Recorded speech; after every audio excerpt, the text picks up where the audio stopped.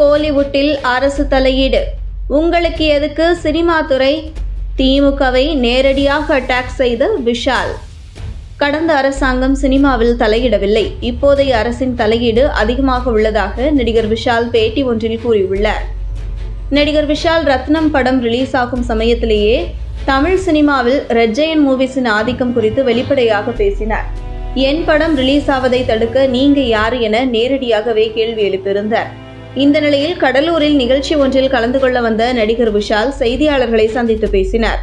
அப்போது திமுக அரசின் தலையீடு சினிமாவில் இருப்பதாக பரபரப்பு குற்றச்சாட்டை முன்வைத்தார். அதுகுறித்து பேசிய போது, தமிழ் சினிமாவிற்கு இந்த வருடம் மிகவும் கடினமானது.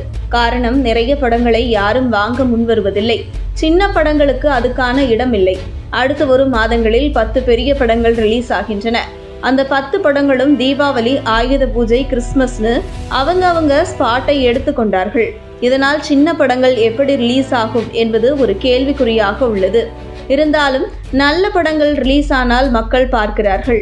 ஆனால் இந்த வருடம் வியாபார ரீதியாக சினிமா துறைக்கு ஒரு கஷ்டமான ஒரு ஆண்டாகவே இருக்கும். அரசு ஏன் சினிமாவுக்குள் வர வேண்டும்? போன அரசு சினிமாவுக்குள் வரவே இல்லை. அவங்க சினிமாவுக்குள் வரவேண்டிய அவசியமே இல்லை. அவர்கள் பொதுப்பணித்துறையை கவனித்துக் கொண்டாலே போதும். எதுக்கு உங்களுக்கு சினிமா துறை வேண்டும்? அது அதுவாகவே இருக்கட்டும்.